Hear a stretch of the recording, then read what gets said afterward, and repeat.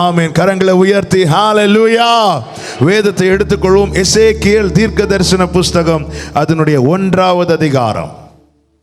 எசேக்கியேல் தீர்க்கதரிசன புஸ்தகம் 1வது அதிகாரத்தின் 1வது வசனம் 28வது வசனம். 30ஆம் வருஷம் 4ஆம் மாதம் 5ஆம் தேதியிலே நான் கேபார் நதி அண்டையிலே சிறைப்பட்டவர்கள் நடுவில் இருக்கும்போது சம்பவித்தது என்னவென்றால், வானங்கள் திறக்கப்பட நான் தேவ தரிசனங்களை கண்டேன். மழை பெய்யும் நாளில் 28வது வசனம். மேகத்தில் வானவில் எப்படி காணப்படுகிறதோ அப்படியே சுற்றிலும் உள்ள அந்த பிரகாசம் காணப்பட்டது. இதுவே கர்த்தருடைய மகிமையின் சாயலுக்குரிய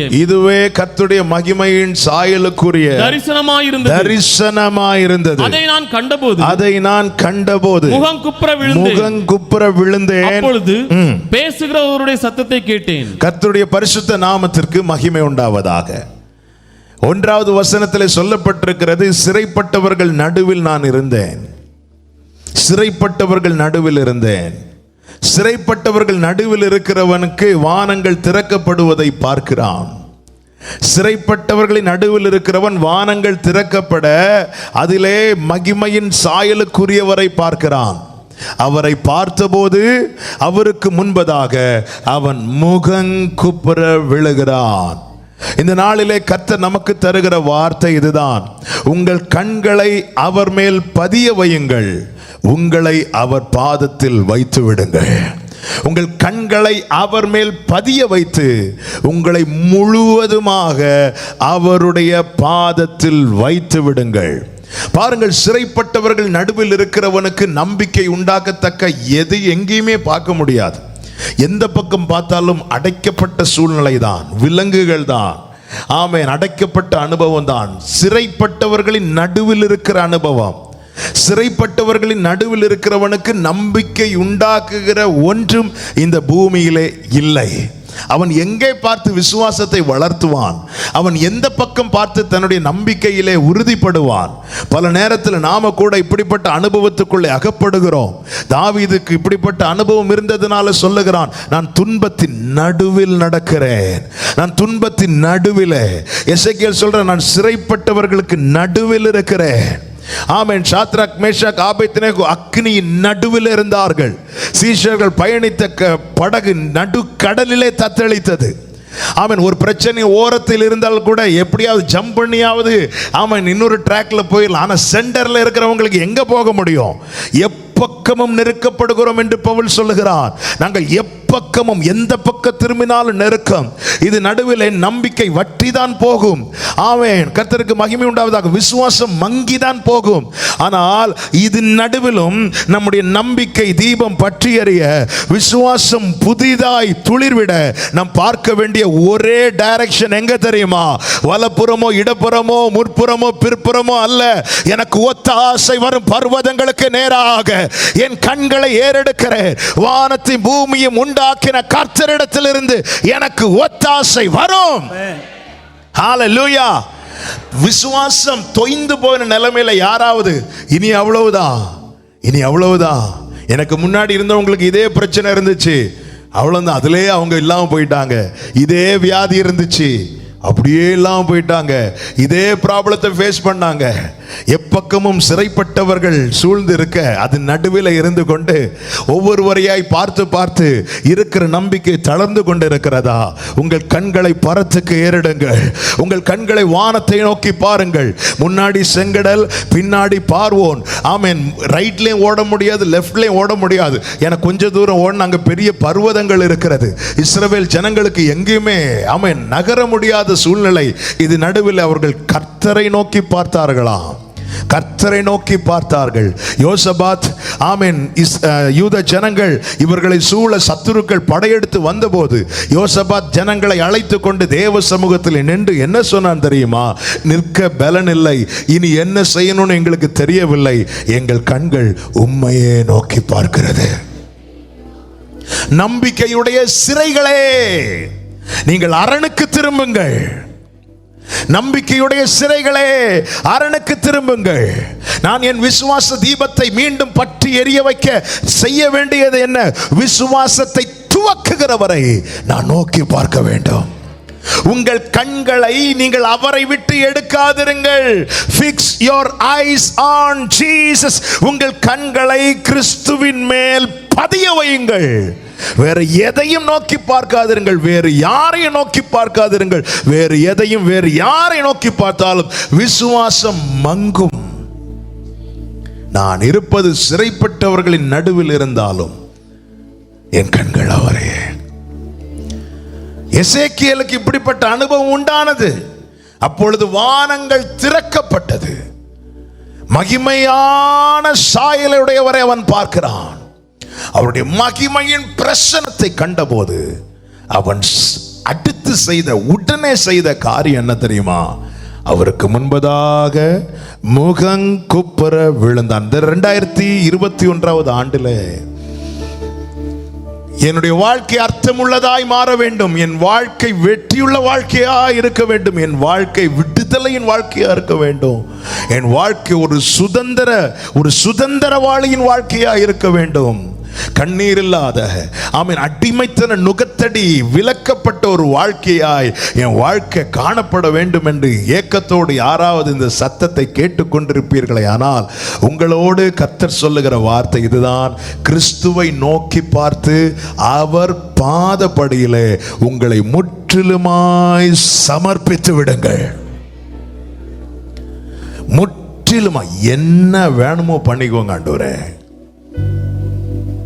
யோவான் செத்தவனை போல விழுந்தானாம். பத்மு தீவுல செத்தவனை போல விழுந்தான். செத்தவனை போல என்ன அர்த்தம்? என் ஓடிக்கொண்டிருக்கிற என் கால்களை விட வேகமாய் ஓடிக்கொண்டிருக்கிற என்னுடைய எல்லா நினைவுகளும் அங்க ஸ்டாப் ஆயிட்டேன். என்னுடைய வாழ்க்கையில நான் இன்றைய குறித்த நினைவுகள் ஓடும், நாளைய குறித்த நினைவுகள் ஓடும். பத்மு தீவில யோவான் இருந்ததுக்கு ஒரு அர்த்தம் உண்டு. அந்த அர்த்தம் எப்பொழுது வெளிப்பட்டது? அவன் செத்தவனை போல விழுந்தான். என்னுடைய நினைவின் ஓட்டம் ஸ்டாப் ஆச்சு. அவருடைய வார்த்தைகள், அவருடைய எண்ணங்கள் எனக்கு ஊட்டப்பட்டது. நான் தேவ சமூகத்தில் என்னை முழுமையாய் அர்ப்பணிக்காமல் என் வாழ்க்கை அர்த்தமுள்ள வாழ்க்கையாய் மாறாது. இந்த சத்தத்தை எல்லாரும் கேட்கலாம், ஆனாலும் ஆவியானவர் சபைகளுக்கு சொல்லுகிறதை காதுள்ளவர்கள் என்று சொல்லாமல் காதுள்ளவன் கேட்க கடவன் என்றுதான் எழுதப்பட்டிருக்கிறது. அப்படி என்றால் என்ன அர்த்தம்? பிரசங்கம் கேட்டதும் வாழ்க்கை மாறாது. விட்டு கொடுங்கள், விட்டு கொடுங்கள். பிரசனத்துக்கு முன்பதாக எவன் ஒருவன் தன்னை முழுமையாய் சமர்ப்பிக்கிறானோ அவனுடைய வாழ்க்கையை கர்த்தர் பொறுப்பெடுத்துக் கொள்வார். என் வாழ்க்கை எப்பொழுது கர்த்தர் பொறுப்பெடுத்துக் கொள்ளுகிறாரோ நான் சொல்லுவேன், என் என்னதான் பலவீனமானாலும் சரி, நான் நடப்பது வனாந்தரமாயிருந்தாலும் சரி, நான் இருப்பது சிறைப்பட்டவர்களின் நடுவிலானாலும் சரி, என் வாழ்க்கை அர்த்தமுள்ளதாய் மாறும். காரணம், அவர் என்னுடைய வாழ்க்கையை துளிர பண்ணுகிறவர். ஹல்லேலூயா. எசேக்கியேல் கர்த்தருக்கு முன்பாக அவரை நோக்கி பார்த்து அப்படியே அவருக்கு முன்னாடி விழுந்துட்டான். அவரை நோக்கி பார்த்தவர்கள் முகங்கள் பிரகாசம் அடைந்தன. அவர்கள் வெட்கப்பட்டு போகவில்லை. விடமாட்டார், அவர் விடமாட்டார், வெட்கப்பட்டு போக விடமாட்டார். ஆமென் சொல்லுங்க பார்க்கலாம்.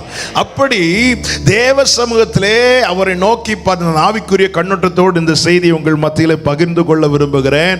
கர்த்தரை நோக்கி பார்த்து அவர் மேல் தன் கண்களை பதிய வைத்து அவர் பாதத்தில் தன்னை விட்டு கொடுத்தவன் வாழ்க்கையில கர்த்தர் செய்கிற காரியங்கள், அப்படி அர்ப்பணிக்கிறவனுக்கு கர்த்தர் செய்கிற காரியங்கள், அதை தான் இந்த நாளிலே ஒரு சில காரியங்களை உங்கள் மத்தியிலே பகிர்ந்து கொண்டு நான் ஜெபிக்க விரும்புகிறேன். நான் சொல்லுகிறது பிரசங்கமோ பிரசங்க குறிப்போ அல்ல.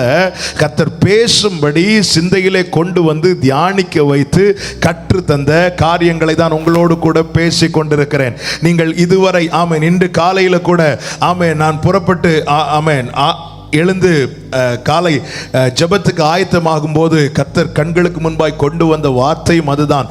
முந்தினவைகளை நினைக்க வேண்டாம், பூர்வமானவைகளை சிந்திக்க வேண்டாம், இதோ நான் புதிய காரியத்தை செய்கிறேன். ஐயோ நான் இப்படி பண்ணிட்டேனே, எல்லாம் வேஸ்ட் ஆயிட்டு, எல்லாம் வீணா போச்சு, என் லைஃப் இனி அவ்வளோதான் முடிஞ்சது. இப்படிப்பட்ட அனுபவம் ஆனாலும் எல்லாவற்றையும் மாற்ற என் தேவன் நல்லவராய் வல்லவராய் போதுமானவராய் இருக்கிறார். இந்த ஒரு புதிய ஆண்டை காண செய்திருக்கிறார். ஒரு புதிய ஆண்டு என்பதை காட்டிலும் நமக்குள்ள என்ன ஏக்கம் இருக்க வேண்டும்? எனக்கு ஒரு புதிய துவக்கம் இருக்க வேண்டும் ஆண்டவரே. விரும்புகிறவர்கள் மாத்திரம் கைகளை உயர்த்தி, எனக்கு ஒரு புதிய துவக்கம் இருப்பதாக. அந்த புதிய துவக்கத்தை தரதான் தேவன் இந்த நாளிலே நம்மோடு பேசிக் கொண்டிருக்கிறார். உங்கள் கண்களை அவர் மேல் பதிய வைத்து உங்களை அவர் பாதத்தில் வைத்து விடுங்கள். எப்படி வைக்கணுமா? ஆபிரகாம் ஈசாக்கை பலிபீடத்தில் வைத்தது போல. ஆமீன். ஈசாக்கை நடத்தி கொண்டு வந்தான் ஆபிரகாம். ஏன் பிள்ளைய நடத்துற? ஆண்டவர் கேட்டாரா? இல்ல. ஈசாக்கின் தலையில விறகுகளை தூக்கி வைத்தான் ஆபிரகாம். ஏன் அவன் தலையில இவ்வளோ பெரிய பாரத்தை சின்ன வயசுல வைக்கிற? கேட்டாரா? இல்ல, கேட்கல.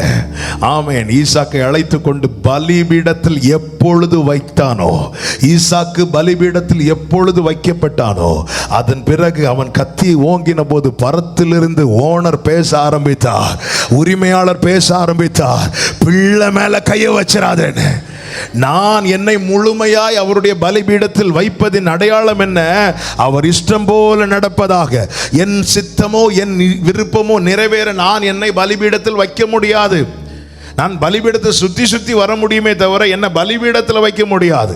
பலிபீடத்தில் வைப்பது என்பது என்ன? என்னுடைய ஆசைகள் எல்லாம் அங்கே அடிபடுகிறது, என்னுடைய எண்ணங்கள் எல்லாம் அங்கே அவமாகிறது. அவருடைய நினைவுகள் என்னில் நிறைவேறுகிறது, அவருடைய சித்தம் என்னில் வெளிப்படுகிறது. இப்படிப்பட்ட அனுபவம் தேவை. எத்தனை காலம் ஆமே நாம் 2020 போல ஆமேன் அநேக 2020 வேஸ்ட் பண்ணிட்டோம். ஆமேன் அநேக 2020 வீணாக்கி விட்டார்கள். இயேசுவின் நாமத்தில் சொல்லுகிற ஒரு புதிய ஆண்டை தேவன் தந்திருக்க கடந்த ஃபாஸ்டிங் பிரேயர்ல இந்த வார்த்தையை சொல்லி ஜெபிக்க வைத்தார். ஆண்டவரே, இந்த ஆண்டை நான் வீணாக்கி விடக்கூடாது, இந்த ஆண்டு எனக்கு வீணாகி விடக்கூடாது. நீர் கிருபையா இந்த நாளை, இந்த மாதத்தை, இந்த வருஷத்தை காண செய்து இருக்கிறீர். ஆண்டவரே, உம்முடைய சித்தம் பரலோகத்தில் செய்யப்படும் போல இந்த பூமியிலேயும் செய்யப்படுவதாக. பாதத்தில் சமர்ப்பிக்கணும், அர்ப்பணிக்கணும். அப்படிப்பட்டவர்களுக்கு தேவன் செய்கிற காரியங்கள் என்ன? முதலாவது காரியம் வாசிக்கலாம். 2வது அதிகாரம், எசேக்கியேல் 2வது அதிகாரத்தின் 1-2 வசனங்களை வாசிக்க கேட்போம். அவர் என்னை நோக்கி, மனுபுத்திரனே, உன் காலூன்றி நில், உன்னுடனே பேசுவேன் என்றார். இப்படி அவர் என்னோட பேசும்போது ஆவி எனக்குள் வந்து என்னை காலூன்றி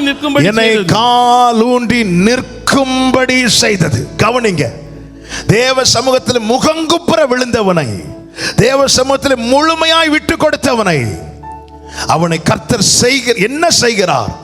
அவனுக்கு தேவன் செய்கிற முதல் காரியம் என்ன தெரியுமா?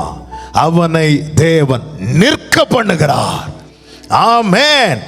என்னை தேவன் நிற்க பண்ணுகிறார். ஓ ஜீசஸ் நிற்க பண்ணுவார். எந்த சூழ்நிலையில அவரால் நிற்க பண்ண முடியும்? நல்ல கவனமா கேளுங்க. ஒன்றை சுதந்திரிக்க வேண்டுமானால், அல்லது ஒன்றை ஜெயிக்க வேண்டுமானால், ஒன்றை மேற்கொள்ள வேண்டுமானால் நாம நிற்கணும். முதல்ல நிற்கணும். எசேக்கியேலுக்கு கர்த்தர் செய்கிற காரியங்கள் அதிகம். ஆனா எசேக்கியேலே, முதல்ல நீ நிக்கணும். நிக்க முடியல ஆண்டவரே, என் சுயபலத்தால் நிற்க முடியாது. கர்த்தர் இங்க என்ன செய்கிறார்? நிற்க பண்ணுகிறார். புலம்பல் 3 எரேமியா சொல்லுகிறான், அநேக காரியங்களை சொல்லி சொல்லி எல்லாமே நெகட்டிவ், வாழ்க்கையில் நடந்தது எல்லாமே நெகட்டிவ், எல்லாம் சொல்லி சொல்லி வந்துவிட்டு என்ன சொன்னார் தெரியுமா? நான் நிர்மூலமாகாது இருப்பது கிருபை. இவ்வளவு பிரச்சனையை சந்திக்கிற ஒருவன் நிக்கிறதுக்கு சாத்தியமே இல்லை, ஆனா நான் நிக்கிறேன். கிருபை. அதன் அர்த்தம் என்ன? என்னை அவர் நிற்க பண்ணுகிறார். 2020 அநேக சூழ்நிலைகள் என்னை விழத்தள்ள பார்த்தது, ஆனால் தேவன் என்னை நிற்க பண்ணினார் என்று சொல்லுகிறவர்கள் கைகளை உயர்த்தி ஆமென் சொல்லுங்க. தேவன் நிற்க பண்ணுகிறார். அநேக காரியங்களை ஃபேஸ் பண்ண முடியல, அநேக காரியங்கள், ஐயோ இந்த காரியம் வாழ்க்கையில வந்து விடக்கூடாது, எனக்கா இப்படி ஒரு சோதனை, ஏன் எனக்கு இப்படி ஒரு பாதை, இதுல நான் எப்படி நிற்பேன்? பாதத்தில் விழுந்தவனை, முகங்குப்புற விழுந்தவனை, முழுவதுமாய் விட்டு கொடுத்தவனை தேவன் நிற்க பண்ணினார். மோசே எகிப்தில் 40 வருஷம் வாழ்ந்தான், வளர்ந்தான், வாக்கிலும் செய்கையிலும் வல்லவனானான். பேச்சில் சாமர்த்தியம் உள்ளவன், செய்கையில் பலம் உள்ளவன். எனவேதான் ஒரு எகிப்தியனை ஒரே ஒரு அடிதான் அடித்தான், செத்துட்டான். என்ன அடி இருக்கும்ல, ஒரே அடிதான். அப்படிப்பட்டவன் வாக்கிலும் செய்கையிலும் வல்லமை உள்ளவனுக்கு பார்வோன் சமூகத்தில் நிற்க முடியாமல் ஓடினான். பலத்தாலோ பேச்சு திறமையாலோ சில இடத்துல நிக்கலாம், ஆனா எல்லா இடத்துல நிக்க முடியாது.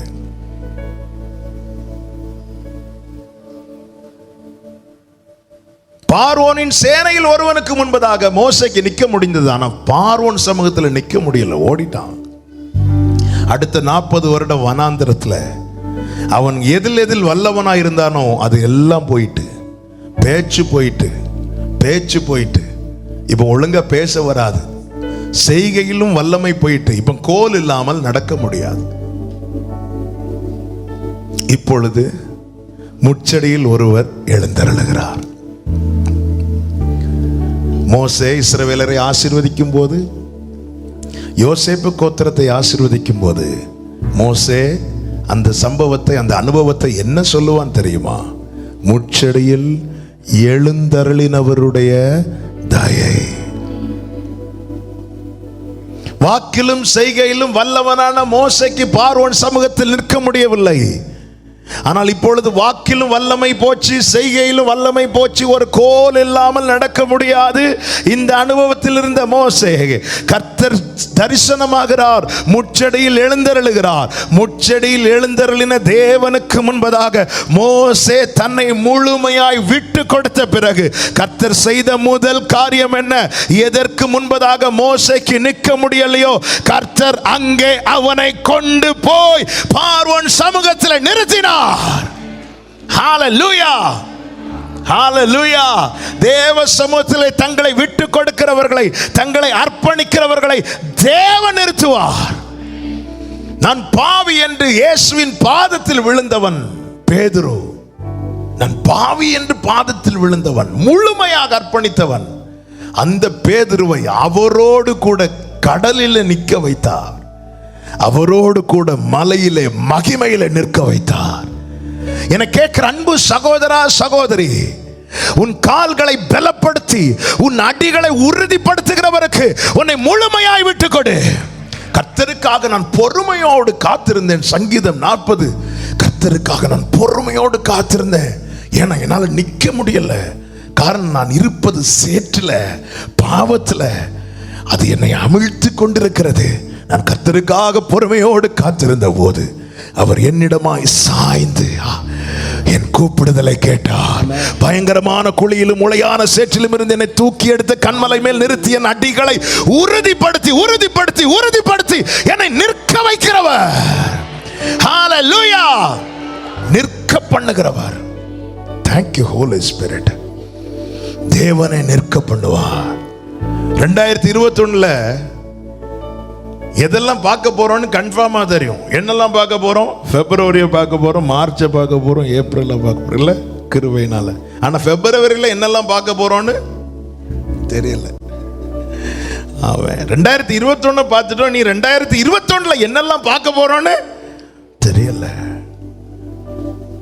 2020ல எதெல்லாம் பார்ப்போம்னு நினைச்சோமோ அதுல அநேகம் பார்க்கல. எதெல்லாம் பார்க்க கூடாதுன்னு நினைச்சோமோ எதையுமே பார்க்கல. மொத்தமா ஜன்னலே அடைச்சாச்சு. 2021ல என்னெல்லாம் சந்திக்க போறோம் தெரியாது. ஆனா ஒண்ணு தெரியும், நான் விசுவாசித்திருக்கிறவர் என்னார் என்பதை அறிவேன். நான் அவரிடத்தில் ஒப்புவித்ததை அவர் அந்நாள் வரை காத்து. கமான், கைகளை தட்டி ஹalleluya. பிறக்கு முன்னமே என் பெயரை அறிந்தீரே, அவயம் அனைத்துமே அழகாக வரைந்தீரே.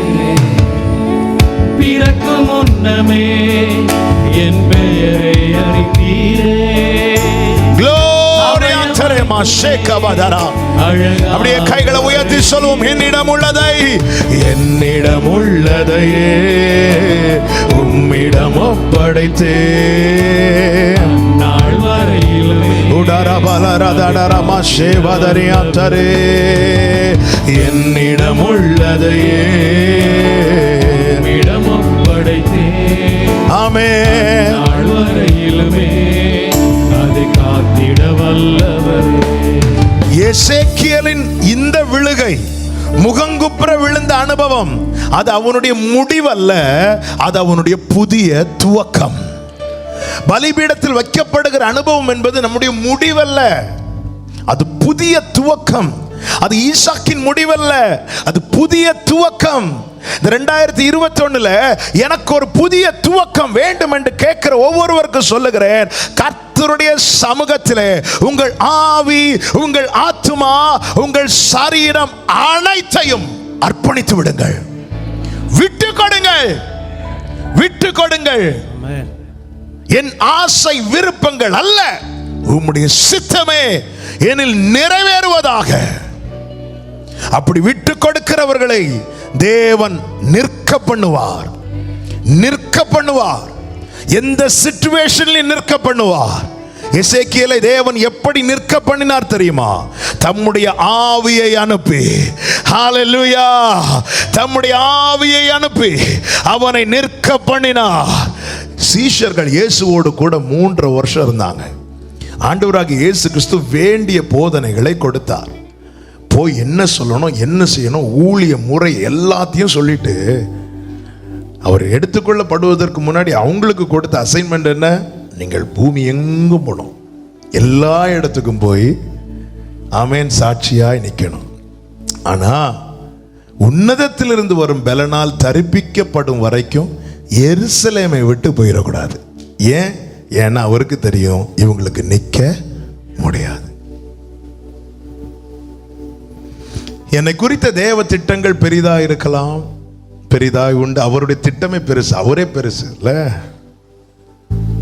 ஆனா நான் நிக்கணும், முதல்ல சுதந்திரிக்கணும், நான் நிக்கணும்னா நான் பலப்படணும். என்னை நிற்க பண்ணுகிற பலம் இந்த பூமியிலிருந்து கிடைக்காது. என்னை நிற்க பண்ணுகிற பலம் பரத்திலிருந்து அனுப்பப்படும். அதுதான் பரிசுத்த ஆவியானவர் அருளுகிற பலம். ஆமென் சொல்லுங்க பார்க்கலாம். பாருங்கள், சிம்சோன் நடந்து போய் கொண்டிருக்கிற வழியிலே சிங்கம் எதிர்கொண்டு வருகிறது. சிங்கத்தின் வல்லமை என்பது, சிங்கத்தின் பலம் என்பது, நாம இந்த சிங்கத்தை எப்படி அடிக்கலாம்னு யோசிக்கிறதுக்கு முன்னாடி நம்ம கதையை முடிச்சிடும். சரி, வேற வழியில் சிங்கத்தை நேருக்கு நேராக ஃபேஸ் பண்ணிட்டோம், அதை மேற்கொள்ள முடியாதுன்னு தெரிஞ்சாலும் வேற வழி இல்லைன்னா நம்ம என்ன செய்வோம்? ஃபைட் பண்ணுவோம்ல. சில நாய் பூனையை துரத்தும் பார்த்துருக்கீங்களா? துரத்திட்டு 4 பக்கம் அடைக்கப்பட்டுட்டுனா, இல்லை நீங்களே துரத்தி பாருங்களேன் ஒரு பூனையை, அது ஓடும். ஆனால் 4 சைடும் அடைக்கப்பட்டுட்டுன்னு வைங்களாம், அது அப்படி உடம்பை தூக்கிட்டு உங்களுக்கு எதிர்த்து நிற்கும். ஆனால் பயந்து தான் நிற்கிது, அது வேற. ஆனால் வேற வழியில் எதிர்த்து தான் ஆகும். சரி, இப்படி ஃபேஸ் டு ஃபேஸ் பண்ணியாச்சு, சிங்கத்தை சந்திச்சாச்சு. சரி, வேற வழியில் அட்டாக் பண்ணலாம். சிங்கத்துடைய வல்லமை என்பது நம்ம இதை எப்படி அட்டாக் பண்ணலாம்? தாடையை பிடிச்சி கிழிக்கலாமா, காலை பிடிச்சி அடிக்கலாமா, இப்படி நம்ம யோசிக்கிறதுக்கு முன்னாடியே சிங்கம் மேலே பாஞ்சிரும். நம்ம யோசிக்கிறதுக்கு முன்னாடி பாஞ்சிரும். அப்படிப்பட்ட சிங்கம் இப்போ சிம்சோனுக்கு முன்பதாக நிற்கிறது. 2ல் ஒரு ஆளுக்கு தான் நிற்க முடியும், ஒரு ஆளுக்கு தான் நிற்க முடியும். சிங்கம் சிம்சோன் மேல் பாய்வதற்கு முன்னமே, சிங்கத்துக்கும் சிம்சோனுக்கும் மரணத்துக்கும் எனக்கும் 1 அடி தூரம் சொல்றது மாதிரி கொஞ்சம் யோசித்து பாருங்க. அவர் பரலோகத்தில் இருக்கிறார். எங்க இருக்கிறார் ஆண்டவர்? நான் எங்க இருக்கிறேன்? சிங்கம் கையேற்ற தூரத்தில் நிக்குது. இப்போ இந்த டிஸ்டன்ஸ்ல இருந்து சிங்கம் பாய போகுது, அங்கிருந்து பலன் அனுப்பப்பட போகுது. அப்போ அது என்ன வேகமா வந்திருக்கும் தெரியல. பரிசுத்த ஆவியின் பலம். சிங்கம் அவன் நிழலை தொடுவதற்கு முன்னமே, க்ளோரி. இன்னைக்கு அநேக சூழ்நிலை சிங்கம் போல சத்துரு எதிர்கொண்டு வந்த பிறகு உன்னை நிற்க பண்ணினது பரலோக பலன். ஆமென் சொல்றவங்க நல்ல கரங்களை தட்டி உடாரபா சேகமதரா. என் பலம் அல்ல, என் தகுதி அல்ல, என் திராணி அல்ல, பரலோக பலன், பரிசுத்த ஆவியின் பலன் என்னை நிற்க பண்ணும்படி. நான் கொஞ்ச நேரம் அந்நிய பாஷை பேசுறதுக்காக அனுப்பப்பட்டவர் அல்ல. ஹோலி ஸ்பிரிட், நான் நிற்கணும். நீங்கள் நின்று கொண்டு கர்த்தர் உங்களுக்கு செய்யும் ரட்சிப்பை பாருங்கள். கர்த்தர் உங்களுக்கு செய்யும் ரட்சிப்பை பார்க்கணும்னா நீங்க நின்னுதாகணும். ஆமென், நின்னுதாகணும். கர்மேல் பர்வதத்தில் 450 பாகால் தீர்க்கதரிசிகளுக்கு முன்னாக நின்றான். எலியா அடுத்த அதிகாரத்தில் ஏசபேல் சவால் விட்டாள். அதை கேட்டதும் சோர்ந்து போய் சூறை செடிக்கு கீழே படுத்துட்டான், நிக்கல. போதும் ஆண்டவரே, என்னை எடுத்துக்கொள்ளும். உண்மையிலே இந்த பூமியில வாழ்ந்தது போதும்னா எலியா எங்க வச்சு சொல்லி இருக்கணும்? கர்மேல் பர்வதத்தில் வச்சே சொல்லி இருக்கணும். இல்ல, ஆண்டவரே இவ்வளவு பெரிய அற்புதத்தை செஞ்சிட்டீங்களே ஆண்டவரே, மேல அப்படியே என்ன தூக்கிட்டு போயிரு, அப்படி சொல்லி இருக்கணும். இது அது இல்ல, பயந்து. இன்னைக்கு நிறைய பேர் பிரச்சனைக்கு பயந்து என்ன தெரியுமா சொல்றாங்க? எப்போ வருவீர் ஆண்டவரே? ஏன்னா வீட்டில் பிரச்சனை தாங்க முடியல.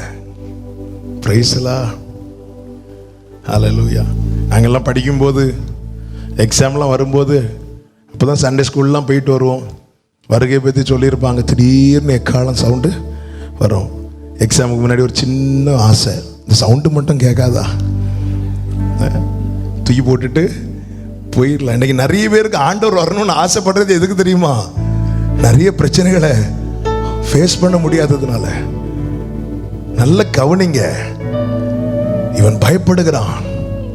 ஏசபேலின் வல்லமையை நினைத்து ஒன்றை மாத்திரம் புரிந்து கொள்ளுங்கள். வல்லமை, பலம், இது எல்லாம் சிங்காசனத்தில் வீற்றிருக்கிற ஆட்டுக்குட்டியானவருக்கே உரியது. வல்லமை ஏசபேலுக்குரியதல்ல, வல்லமை சாத்தானுக்குரியதல்ல, வல்லமை ஆட்டுக்குட்டியானவருக்குரியது, ஆட்டுக்குட்டியானவருக்கே உரியது. எனவேதான் பைபிள் சொல்லுது, பிசாசின் வல்லமையோடு எதிர்த்து நில்லுங்கள் என்றல்ல, பிசாசின் தந்திரங்களோடு. என்ன தந்திரம்? தந்திரம் வேற ஒண்ணு இல்ல, அவன் தன்னை வல்லமை உள்ளவனா காட்டுவான். அவன் தன்னை வல்லமை உள்ளவனாய் காட்டுவான். திடீர்னு கடல்ல கொந்தளிக்க விடுவான், காற்று அப்படி போட்டை அப்படி. சிலர் இப்படி சைக்கிள் ஓட்டிட்டு இருக்கும்போது பின்னாடி இப்படி ஆட்டுவாங்கல்ல, இப்ப கீழே தள்ளி விடுவேன், இப்ப கீழே தள்ளி விடுவேன், இதே மாதிரி காட்டுவான். நாம உடனே அவனுடைய வல்லமை, சாட்சியில 10 நிமிஷத்துல 8 நிமிஷம் அவனுடைய வல்லமை அப்படி போற. வல்லமை யாருக்குரியது? ஹல்லேலூயா. குருத்தோலை பிடித்துக் கொண்டு ஆட்டுக்குட்டியின் இரத்தத்தால் தோய்த்து வெளுத்தவர்கள் சிங்காசனத்துக்கு முன்பாக நின்று வல்லமை ஆட்டுக்குட்டியானவருக்குரியதே என்று பாடினார்கள். வல்லமை ஆட்டுக்குட்டியானவருக்கே உரியது. ஆமென் சொல்லுங்க. அபிஷேகம் உன்னை நிக்க பண்ணும். அபிஷேகம் உன்னை நிக்க பண்ணும். ஹல்லேலூயா. இந்த அபிஷேகம் அந்த உணர்வை கொடுக்கும். கோலியாத் வந்து நிக்கிறான், ஒருத்தருக்கு நிக்க முடியல. இஸ்ரவேலில் உயரமான மனிதன் சவுல் நிக்க முடியல. ஏன்னா அவனை விட உயரமான ஒரு மனுஷன் வந்துட்டான். அவன் தான் கோலியாத். நம்ம பல நேரத்தில் நினைச்சிட்டு இருக்கிறோம், 4 பேர் கூட கம்பேர் பண்ணி இவங்களை விட நான் பெஸ்ட், அவங்கள விட நான் பெஸ்ட், இவங்களை விட பெஸ்ட். இப்படி நம்ம என்னைக்கு நினைக்க ஆரம்பிக்கிறோமோ அன்னைக்கு ஒரு கோலியாத்தை ஆண்டவர் அனுப்பி விடுவார். இஸ்ரவேலில் உயரமானவன் சவுல், எல்லாரும் தோளுக்கு கீழே இருந்தாங்க. நினைச்சிட்டான், என்ன இந்த ஊர்ல யாருக்குமே ஜெயிக்க முடியாது. ஆண்டவர் ஒருத்தனை விட்டாரு. எல்லாரும் இப்படி பார்த்த சவுல் இவனை இப்படி பார்த்தான், அப்படியே பேக்ல போயிட்டான், உள்ள போய் உக்காந்துட்டான். எல்லாரும் அனுப்புறாங்க, ஒருத்தருக்கு நிக்க முடியல. ஒருத்தருக்கு நிக்க முடியல. அந்த நேரத்தில் தான் தன் இருதயத்துக்கு ஏற்றவன் என்று சொல்லப்பட்டவன், ஆட்டு தொழுவத்திலிருந்து எடுக்கப்பட்டவன், சாமுவேலை கொண்டு ஆமென் கொம்புக்குள்ளே அபிஷேகத்தை வைத்து தலையிலே ஊற்றப்பட்டவன், அன்று முதலாவியானவர் அவன் மேல் இருந்தார். வந்தான், அவனுக்கு ஒண்ணுமே தெரியல. ஆடுகளை அதை கண்காணிக்கிறவன் கையில வசமாய் விட்டு விட்டு தன் சகோதரர்களை சந்திக்க வருகிறான், அவர்களை விசாரிக்க வருகிறான். வரும்போதுதான் இவர்கள் யாருமே நிக்க முடியாம ஒதுங்கினதை பார்க்கிறான். கோலியாத் வந்து நிற்கிறான். ஆமென். எல்லாரும் அவனுடைய வல்லமையும் அவனுடைய உயரத்தையும் பேசி கொண்டிருந்த போது அபிஷேகம் பெற்றவன் என்ன கேட்டான் தெரியுமா? இவனை கொன்னா என்ன கிடைக்கும்? இவனை கொன்னா என்ன கிடைக்கும்?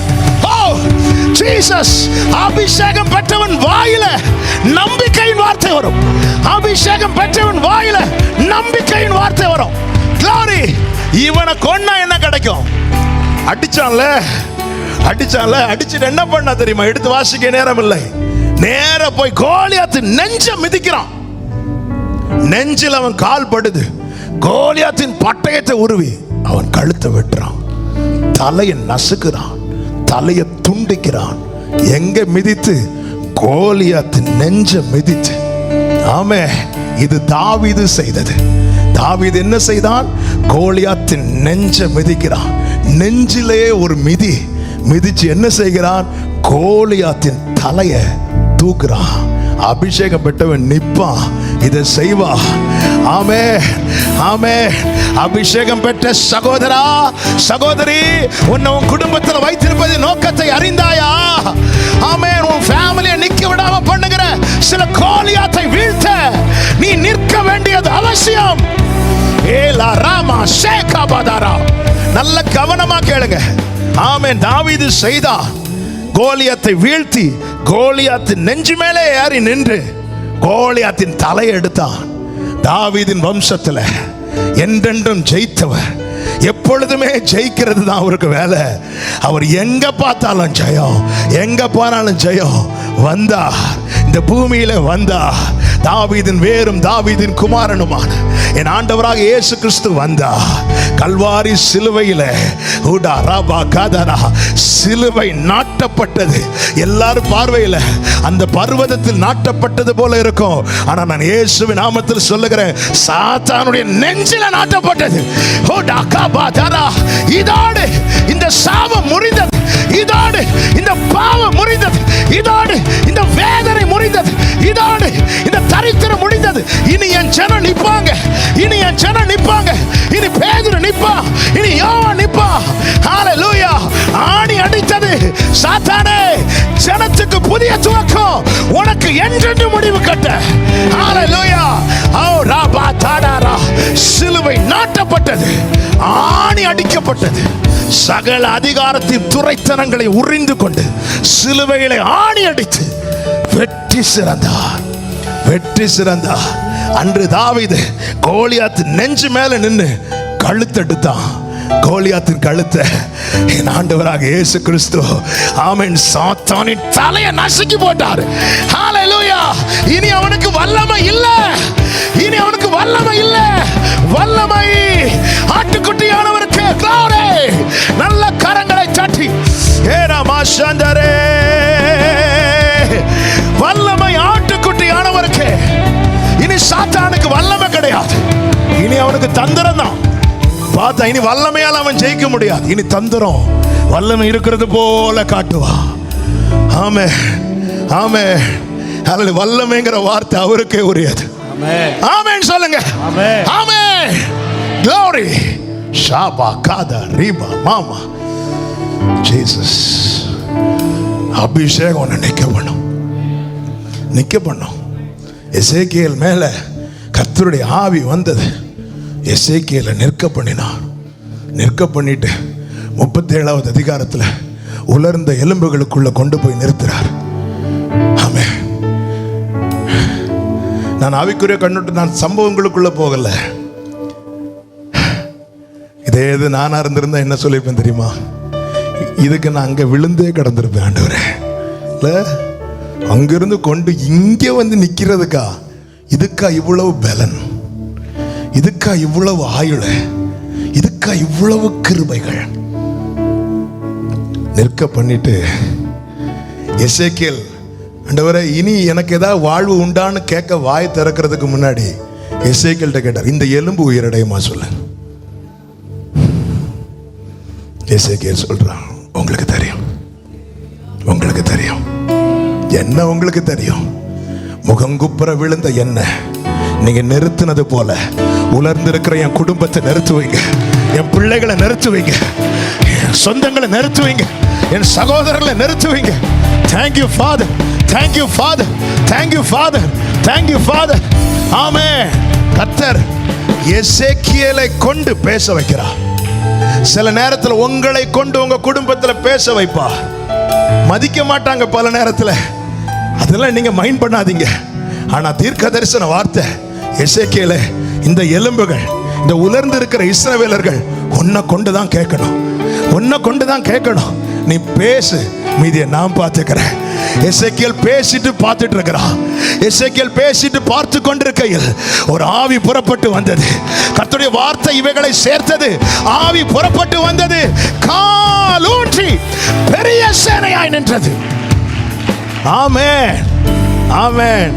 பாருங்கள், ஆமென். காலை இந்த ஃபர்ஸ்ட் ஆராதனையில் இந்த வார்த்தை ஆண்டவர் நினைவுபடுத்தி சொல்ல வச்சாங்க. தாவீது யுத்தம் செய்யணும்லாம் வரலங்க. தாவீது தன் சகோதரர்களை விசாரிக்க தான் வந்தான். ஆனா சகோதரர்கள் அவனை பார்த்து என்ன சொன்னாங்க தெரியுமா? நீ அகங்காரம் உள்ள வேண்டா அப்படின்னு. உன்னை யார் இங்க வர சொன்னா? இவ்வளவுக்கும் தாவீதுக்கு மேல அபிஷேகம் ஊற்றப்பட்டது சவுலுக்கோ மற்றவர்களுக்கோ தெரியாது. ஆனா சகோதரர்களுக்கு தெரியும். அவங்க முன்னாடி வச்சுதான் சாமுவேல் ஊத்துறாரு. ஊத்தி சொல்றாரு, இஸ்ரவேல் மேல நீ தான் அடுத்த ராஜா. அப்ப தேவ திட்டம் தெரியும், எல்லாம் தெரிஞ்சோம். அவன் மேல இருக்கிற அபிஷேகமும், அவன் மேல இருக்கிற தேவ திட்டமும், அவன் மேல இருக்கிற தேவ கிருபையோ தெரிஞ்சும் சகோதரர்கள் அவனை பரியாசம் பண்றாங்க. உன்னை யார் இங்க வர சொன்னா? அகங்காரம் பிடிச்சு. ஆனா அவங்களுக்கு தெரியல, இவன் ஃபைட் பண்றது இவர்களுக்காகவும் சேர்த்துதான். தாவீது நிக்கணும். தாவீது நிக்க விடாம சொந்தங்களே பண்றாங்க, சகோதரர்களே பண்றாங்க. போயிருன்னு இல்ல. நான் வந்ததுக்கு ஒரு முகாந்திரம் இல்லையா? நான் இந்த குடும்பத்தில் பிறந்ததுக்கு ஒரு முகாந்திரம் இல்லையா? நான் இந்த குடும்பத்தில் வந்ததுக்கு ஒரு முகாந்திரம் இல்லையா? இல்லையா? எத்தனை பேருக்கு நான் சொல்ற வார்த்தை புரிகிறது? ஆமென். தாவீது நிக்கிறது. எலியாவே உனக்கும் சேர்த்துதான்ப்பா, உனக்கும் சேர்த்துதா, உனக்கும் சேர்த்துதா. ஆமென். நின்னுதான் ஆகணும், நின்னுதான் ஆகணும். தாவீது நின்றான். அந்த யுத்தம் நடந்ததுக்கு அப்புறம் அந்த சகோதரர்கள் என்ன சொல்லியிருப்பாங்க தெரியுமா? என் தம்பி இல்ல, தாவீது யார் தெரியுமா? என் தம்பி. இன்னைக்கு உங்களை ஒதுக்குறவங்க நாளைக்கு உங்களை காட்டி சொல்லும்படியா நம்புறவங்க மாத்திரம். ஆமென். இன்னைக்கு யார் யார் உங்களை ஒதுக்குறாங்களோ நாளைக்கு உங்களை காட்டி, உங்களை அடையாளம் காட்டி சொல்லத்தக்கதாய் ஆண்டவர் உன் தலையை உயர்த்துவார். அதற்கு நீ நிற்க வேண்டும், அதற்கு நீ நின்னுதான் ஆகணும், அதுக்கு நீ நின்னுதான் ஆகணும். glory ஷேமா காபாதாரா, நின்னுதான் ஆகணும். நிக்கிறதுக்கு விழுந்துரு, நிக்க விழுந்துரு. அவன் உலகம் சொல்ல விழுந்துராத நின்னுருன்னு. இன்னைக்கு வார்த்தை நிக்கிறதுக்கு விழுந்துரு. எங்க விழணும்? தாவீது சொல்லுகிறான், நான் கர்த்தருடைய கையில் விழுவேனாக, அவரிடத்தில் இரக்கங்கள் உண்டு. நான் கர்த்தருடைய கையில் விழுவேனாக, அவரிடத்தில் இரக்கங்கள் உண்டு. ஜீசஸ் யோசேப்பை எகிப்துல நிற்க பண்ணினா எதற்கு?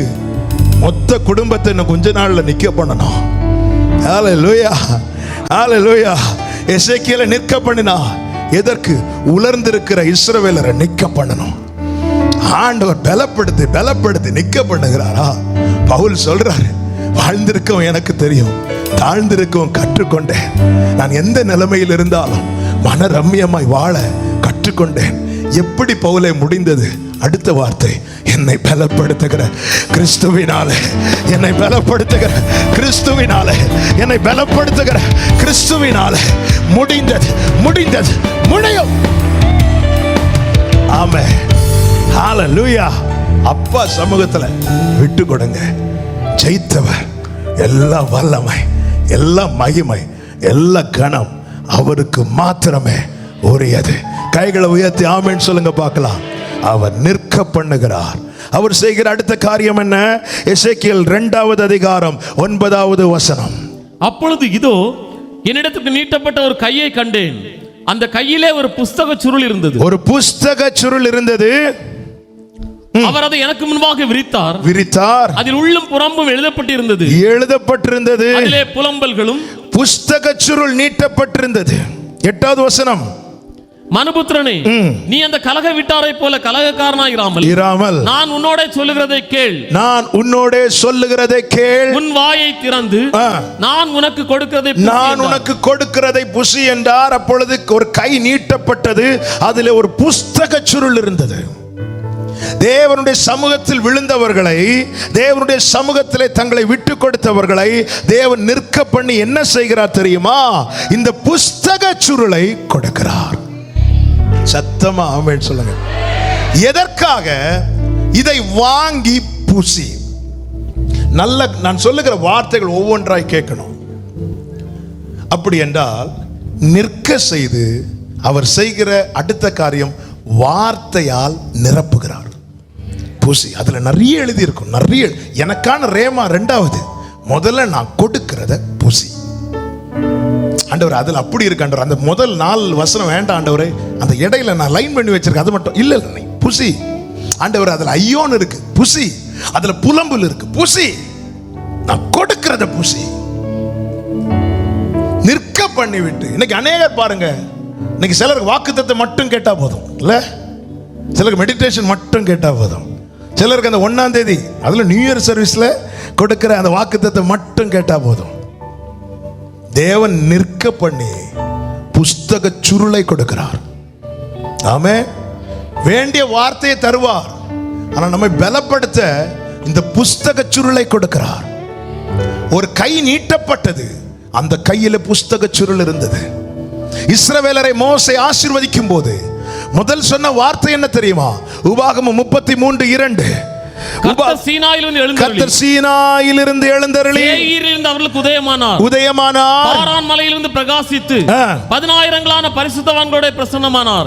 அவர்களுக்காக அக்கினிமயமான பிரமாணம் அவருடைய வலது கரத்திலிருந்து புறப்பட்டது. அவருடைய வலது கரத்திலிருந்து புறப்பட்டது. அவைகள் எழுதி கொடுக்கப்பட்டது. அவைகளை பூசி. ஓசியாவை கொண்டு கர்த்தர் என்ன சொன்னார் தெரியுமா? ஓசியா 8வது அதிகாரத்தின் 12வது வசனம். என் வேதத்தின் மகத்துவங்களை அவர்களுக்கு எழுதி கொடுத்தேன். நான் எழுதி கொடுத்தேன். வேதத்தின் மகத்துவங்கள். வலது கரத்திலிருந்து புறப்பட்ட பிரமாணம், அக்கினிமயமான பிரமாணம். அக்கினிமயமான பிரமாணம். இதை நான் புசிக்கணும். இது புசிக்கும் போது வேண்டாத பகுதிகளை சுட்டரிக்கும், வேண்டிய பகுதிகளை சுத்திகரிக்கும். அக்கினி செய்கிற 2 பிரதான காரியம் என்ன தெரியுமா? சுட்டரிக்கும், சுத்திகரிக்கும். அவருடைய பிரமாணம் என்ன? அக்கினிமயமான பிரமாணம். ஏன் அதை நான் புசிக்க வேண்டும்? எனில் வேண்டிய பகுதிகள் உண்டு, வேண்டாத பகுதிகள் உண்டு.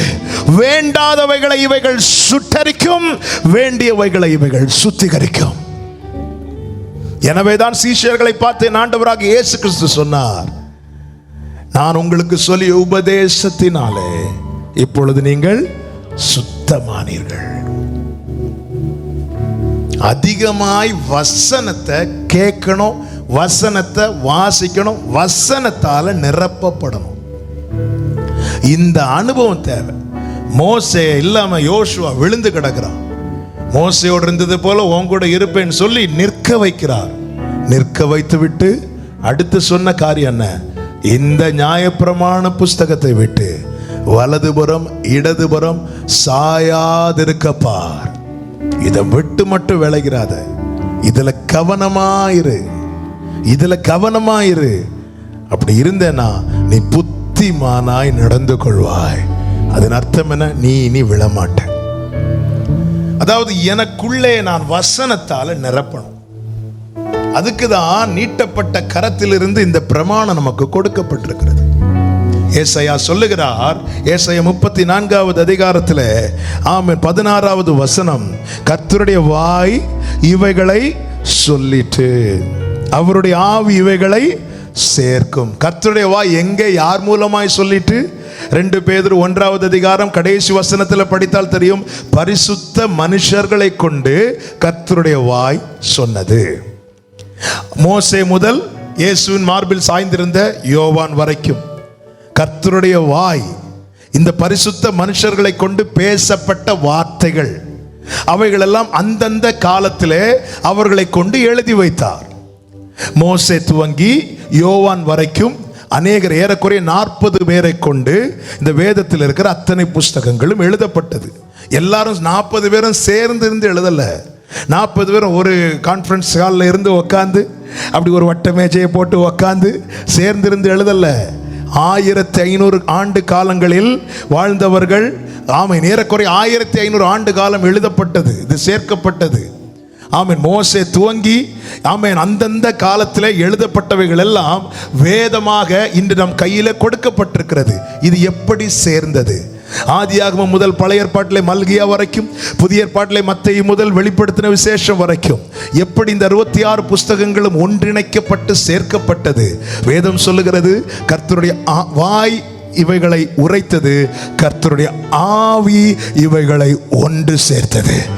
கர்த்தருடைய ஆவியானவர் இதை ஒன்று சேர்த்தார் என்பதின் அடையாளம் என்ன? நீங்கள் ஆமென் ஆதியாகமம்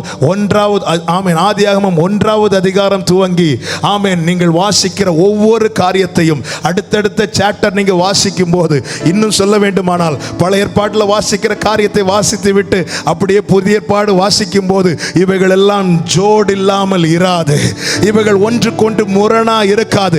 காரணம், எழுதின கரங்கள் 40 வித்தியாசமான கரங்களா இருந்தாலும் அந்த 40 கரங்களையும் பிடித்து எழுதினவர் பரிசுத்த ஆவியானவர். எனவேதான் தீமோத்தேயுக்கு எழுதும் போது சொல்லுகிறார், தேவ ஆவியினாலே இந்த வேத வாக்கியங்கள் எல்லாம் அருளப்பட்டிருக்கிறது. ஆமென். பழைய ஏற்பாட்டிலே ஆதியாகமம் முதல் மல்கியா வரைக்கும் உரைக்கப்பட்ட அத்தனை வார்த்தை நடுவிலும் கிறிஸ்துவை பார்க்க முடியும், கிறிஸ்துவை பார்க்க முடியும், கிறிஸ்துவை கேட்க முடியும். புதிய ஏற்பாட்டிலே பழைய ஏற்பாட்டிலே நாம் கேட்ட அத்தனை காரியங்களையும் புதிய ஏற்பாட்டிலே பார்க்க முடியும். கிறிஸ்துவை குறித்து பழைய ஏற்பாட்டிலே கேட்க முடியும், புதிய ஏற்பாட்டிலே பார்க்க முடியும். ஆமென்.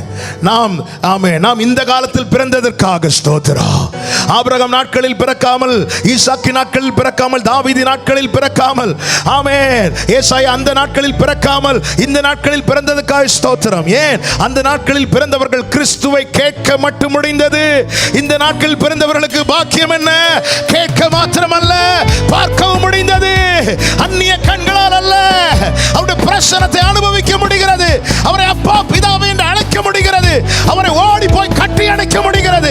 அவரை முத்தமிட முடிகிறது. ஹalleluya. இந்த புஸ்தக சுருளை வாங்கி புசியுங்கள். தினம் தினம் வேதத்தை வாசியுங்கள். இவைகள் உங்களுக்குள்ளே ஊடுருவதாக. இவைகள் ஒவ்வொன்றையும் பிரிக்கும், ஒவ்வொன்றையும் பிரிக்கும். பிரித்து என்ன செய்யும் தெரியுமா? சுத்திகரிக்கும். அக்கினிமயமான பிரமாணம். அக்கினி செய்கிற 2 வேலை என்ன? சுட்டரிக்கும், சுத்திகரிக்கும். இன்னைக்கு அநேக காரியங்கள் சுட்டரிக்கப்படவில்லை. ஏன்? புசிக்கல. ஆண்டவர் என்ன கொடுக்கிறாரோ அதை வாங்கி புசிங்க. டெய்லி காலையில் எழும்பி மன்னாவை சேர்க்கணும், அடுத்த நாள் காலையிலேயும் சேர்க்கணும். சிலர் அடுத்த நாள் சேர்க்கறதுக்கு மடிச்சு என்ன பண்ணுவாங்க தெரியுமா? முந்தின நாளில் கொஞ்சம் மீதியாக வைப்பாங்க. பழைய அதே இது போதும், அதே சாப்டரை திருப்பி ஒரு சில பார்த்துருக்கீங்களா? அவசரத்தில் இருந்து வாசிக்காம சங்கீதம், எல்லாருக்கும் பைபிளில் சங்கீத பகுதி எடுத்து பார்த்தா தெரியும். 23, 91, 1, 117, 121 இவைகளெல்லாம் வித்தியாசமான கலர்களில் இருப்பதை பார்க்க முடியும். ஏன்னா அவசரம். சரி, எடுத்து வாசி. ஆமென். அநேக பைபிளில் எஸ்ராவை காணவே இல்லை, பிலமோனை தேடியும் காண முடியும். ஏன்னா அன்னைக்கு ஒட்டுனது இன்னும் அவங்களே எதுக்கு நம்ம பிரிக்கணும்ல? ஆமென். வாசிக்கணும். குடல்களை, இருதயத்தை ஆமென் வசனத்தால நிரப்பணும். ஒரு பெரிய தேவ மனிதரை குறித்து கேட்டு நான் அடிக்கடி சொல்லியிருக்கிறேன். அவர் தேவனை அறியாத குடும்பத்தில் பிறந்து வளர்ந்தவர். குடல் முழுவதும் புண்களாகி இனி பிழைப்பதற்கு வாய்ப்பே இல்லை என்கிற நிலையிலே அவர் தள்ளப்பட்ட போதுதான் அவர் கையில் யாரோ இந்த பரிசுத்த வேதாகமத்தை கொடுத்தார்கள். அவருக்கு புரியல, அதனால வாசிக்க ஆரம்பித்தார். கிட்டத்தட்ட 1 மாதம் வாசித்து கொண்டே இருந்தார். திரும்ப திரும்ப திரும்ப திரும்ப திரும்ப திரும்ப திரும்ப திரும்ப வாசித்து கொண்டே இருக்கிறார். கிட்டத்தட்ட 1 மாதத்துல அவ்வளவு புண்களும் சுத்தமாக்கப்பட்டது. இன்னைக்கு அவர் ஒரு பெரிய ஊழியராய் கர்த்தருடைய வேலையை செய்து கொண்டிருக்கிறார். ஆமென். இதை வாங்கி புசியுங்கள். கொடுக்கப்படுகிற வசனத்தை அது ஆண்டவரே, அது கொஞ்சம் காட்டமா இருக்கு, அதில் ஐயோன் இருக்கு, புலம்பல் இருக்கு. அவர் நல்ல தகப்பன். தன் மகன் அப்பத்தை கேட்டால் கல்லை கொடுப்பானா? மீனை கேட்டால் பாம்பை கொடுப்பானா? முட்டையை கேட்டால் தேளை கொடுப்பானா? பொல்லாதவர்களை தங்கள் பிள்ளைகளுக்கு என்ன கொடுக்கணும் என்பதை அறிந்திருக்கும் போது நல்ல பிதா, ஆண்டவரே நீங்க தரத நான் கண்ணை மூடி வாங்கி புசிப்பேன். காரணம், நீர் ஒருபோதும் எனக்கு கல்லை தரமாட்டீர், ஒருபோதும் எனக்கு தேளை தரமாட்டீர், ஒருபோதும் எனக்கு பாம்பை தரமாட்டீர் ஆண்டவரே. Thank you Father. ஆமென். எனவேதான் ஹalleluya, praise the Lord. பரிசுத்தவான்கள்லாம் இப்படியெல்லாம் பாட்டு பாடினாங்கல்ல, துக்கத்தின்றே பான பாத்திரம் கர்த்தாவென்றே கையில் தன்னால் சந்தோஷத்தோடதும் வாங்கி அல்லேலூயா பாடி. நம்ம ஏன் அதை பாட மாட்டேங்கிறோம் தெரியுமா? பயம். ஒருவேளை தந்துட்டாருன்னா. இல்ல, நிறைய பாட்டு பாடவே மாட்டேங்கிறோம். அதெல்லாம் எங்க பாடுவோம்னா அந்த மரண வீட்டில். ஏன்னா அவங்களுக்கு இனி என்ன கொடுத்தா என்ன, அவங்க தான் பொய்யாச்சுல்ல இனி. ஆனால் நம்மள என்ன பாடுவோம்? ஆமென். நம்ம அதுக்குன்னே பாட்டுகளை வச்சிருப்போம். என்ற வீட்டில் ஆகாரம் கூரை இல்லை, அப்படியே நிறைய பாட்டெல்லாம் அதை பாடக்கூடாது இல்லை. ஆனால் அன்னைக்கு பரிசுத்தவான்கள், ஏன்னா அவர் தந்ததா. அதுல உலகம் சொல்லுவோம், அதுல ஐயோ இருக்கு, அதுல புலம்பல் இருக்கு. எஸ் இருக்கு. எதுக்கு தெரியுமா? இந்த புஸ்தக சுருளில் எழுதப்பட்ட புலம்பலை நான் உட்கொள்ளுவேனானால் என் வாழ்க்கையில் புலம்பல் களிப்பாய் மாறும். இந்த புஸ்தக சுருளில் எழுதப்பட்ட ஐயோ என எழுதப்பட்ட ஒவ்வொன்றை நான் உட்கொள்வேனானால் அந்த ஐயோ எனக்கு ஆசீர்வாதமாய் மாறும். காரணம், இது தேவன் எனக்கு எழுதி கொடுத்தது. இது என் தேவன் எனக்கு எழுதி கொடுத்தது. ஆமென். எந்த மனுஷனையும் தேறினவனாய் நிறுத்த எழுதி கொடுக்கப்பட்டது. உன்னை நான் நிக்க பண்ணிட்டேன் எசேக்கியேலே, இனி நீ தேறினவனாகணும். தேறினவனாக என்ன செய்யணும் தெரியுமா? இதை வாங்கி புசி, இதை வாங்கி புசி. நான் தேறினவன் ஆனதினால் என்னை அவர் நிறுத்தவில்லை, என்னை தேறினவனாக்க என்னை நிறுத்துகிறார். 2 தீமோத்தேயுல இருக்கிறது, எந்த மனுஷனையும் தேறினவன் ஆக்கும்படிக்கு கொடுக்கப்பட்டதுதான் பரிசுத்த வேதாகமம். நான் தேறினவனாய் நிற்கணும். நான் தேறினவனாய் நின்றாதான் என்னில் நற்கிரியைகளை வெளிப்படுத்த முடியும். நான் தேறினவன் ஆனதினால் என்னை அவர் தெரிந்தெடுக்கவில்லை, என்னை தேறினவன் ஆக்க தெரிந்தெடுத்தார். என்னை தேறினவன் ஆக்கும்படிக்கு எனக்கு கொடுக்கப்பட்ட கைடு, எனக்கு கொடுக்கப்பட்ட மருந்து பரிசுத்த வேதாகமம். இவைகளால் நான் என்னை நிரப்பிக்கொள்ள வேண்டும். இவைகளால் நான் என் இருதயத்தை நிரப்பிக் கொள்ளும் போது என்ன ஆகும் தெரியுமா? இவைகள் என் நினைவுகளை, என் எண்ணங்களை, என் இருதயத்தின் தோற்றங்களை எல்லாம் வகையறுக்கும். எது சரி எது தப்பு இது உள்ள போய் வேலை செய்ய ஆரம்பிக்கும். ஏன்னா வசனங்கள் ஆவியாயும் ஜீவனாயும் இருக்கிறது. ஆமென். இந்த வார்த்தையை நான் உட்கொள்ளும் போது வார்த்தை மாம்சமாகும். இந்த வார்த்தை ஆமென் வெளிப்பட ஆரம்பிக்கும். ஆமென். அந்த வார்த்தை மாம்சமாகி கிருபையும் சத்தியமும் நிறைந்தவராய் நமக்குள்ளே வாசம் பண்ணினார் என்று யோவான் 1வது அதிகாரத்தில் சொல்லப்பட்டிருக்கிறதே. என கேட்கிற ஒவ்வொருவருக்கும் சொல்லுகிறேன், கிறிஸ்து உங்களில் பூரணராய் வாசம் பண்ண வேண்டும் என்று விரும்புகிறீர்களானால் உங்கள் இருதயத்தை வசனத்தால் நிரப்புங்கள். ஹalleluya. பைபிள் படிக்காம நீங்க என்ன சாதிச்சாலும் நிக்க முடியாது. நிக்க முடியாது. நான் நிக்கணுங்கிறதுக்காக எனக்கு தெரிஞ்ச ஒரே லாங்குவேஜ்ல எனக்கு இந்த வார்த்தைகளை எழுதி கர்த்தர் கொடுத்திருக்கிறார்னா ஆமென், இதன் அவசியம் எவ்வளவு என்பதை புரிந்து கொள்ளுங்கள். ஆமென். எல்லாருக்கும் இந்த பாக்கியம், எல்லா இடத்திலும் இந்த பாக்கியம் கிடைக்காது இல்ல. அதுவும் நமக்கு தெரிஞ்ச தமிழ்ல இருக்கு. அதான் நம்ம எல்லாம் தமிழ் செகண்ட் பேப்பர் ஃபெயில் ஆகும் இல்ல எல்லாரும் சிலர். ஏன்னா அந்த தமிழ் இது தமிழா? அப்படி மட்டும் தேவன் எழுதி கொடுத்திருப்பாருன்னா, தேவன் தெரிந்தெடுத்த பேதுருவுக்காக, மோசேக்காக, எல்லாருக்காக ஸ்தோத்திரம். நம்ம ஊர்ல செந்தமிழ் புலவர்கள் அவங்களெல்லாம் தேவன் தெரிந்தெடுத்திருப்பாருன்னா இல்ல, அடிச்சு விட்டுருப்பாங்க. நம்ம அதையும் வச்சுட்டு டெய்லி ஃபெயில் தான், இப்படியே இருப்போம். முதல் பாடத்திலேயே இருப்போம். ஆதியிலேக்கு என்ன வார்த்தை போடுறாங்கன்னு தெரியாது, அப்படியே இருப்போம். என்ன ஆண்டவரே இது ஒண்ணுமே புரியல. ஒருவேளை நான் தலைக்கெல்லாம் வச்சிருக்கிறேன்னா திருப்பி பார்த்தாலும் அப்படியே தான் இருக்கு. அப்படி இல்லை, எனக்கு என்ன புரியும் அவருக்கு தெரியும். ஆமாம், இவன் நட்சத்திரத்தை பார்த்து வந்துட மாட்டான். நானே என் தூதனை அனுப்புனாதான் இவன் வருவா. என்னை எப்படி கொண்டு வரணுமோ அப்படி கொண்டு வந்தார். அவருக்கே மகிமை. இதை புசியுங்கள். என கேட்கிற ஒவ்வொருவருக்கும் சொல்றேன், இயேசுவின் நாமத்தில் சொல்றேன். நான் அன்னைக்கே பைபிள் படிச்சு முடிச்சாச்சு. இது ஜீவன், ஆவியாயும் ஜீவனாயும் இருக்கிறது. நீங்க ஒரு பைபிள் ஃபுல்லா படிச்சு முடிச்சிட்டீங்களா? அதை வைங்க, இன்னொரு பைபிள் வாங்குங்க, திருப்பி படிங்க, வாசிட்டு இதை நிரப்புங்க. உங்க குடல்கள் நிரம்பட்டும், நிரம்பட்டும். இங்கே எசேக்கியேல் என்ன சொல்லுகிறார்? 3வது அதிகாரத்தின் 3வது வசனம். மனுபுத்திரனே, அது என் வாய்க்கு, நான் அதை புசித்தேன், அது என் வாய்க்கு தேனை போல தித்திப்பாயிருந்தது. அதில் எழுதப்பட்டது ஐயோவும் புலம்பல்களும் தான், உண்மைதான். ஆனா நான் புசிச்சதும் எப்படி ஆயிட்டு தெரியுமா? எப்படி அன்று மோசே நாட்களிலே மாறா தண்ணீரை ஜனங்கள் ஒரு மரத்தை வெட்டி போட்டது அந்த மாறா மதுரமாய் மாறிட்டோ, அப்படியே அவர் கொடுத்த புஸ்தக சுருளை நான் புசிக்க ஆரம்பித்ததும் என் வாழ்க்கை மதுரமாய் மாறிட்டு. கைகளை உயர்த்தி ஆமேன்னு சொல்லுங்க. சங்கீதக்காரன் சொல்லுகிறான், நான் உம்முடைய வேதத்தை அதிகமாய் தியானிக்கிறேன். எவ்வளவு பிரியமாய் இருக்க நாள் முழுவதும் அது என் தியானம். அதனால என்னவாய் மாறினேன்? எனக்கு போதித்த எல்லாரை காட்டிலும், முதியோரை காட்டிலும் நான் ஞானம் உள்ளவனாய் மாறினேன். உங்கள் மாறாவின் வாழ்க்கை மாற வேண்டும் என்று விரும்புகிறீர்களா? இந்த புஸ்தக சுருளை வாங்கி புசியுங்கள்.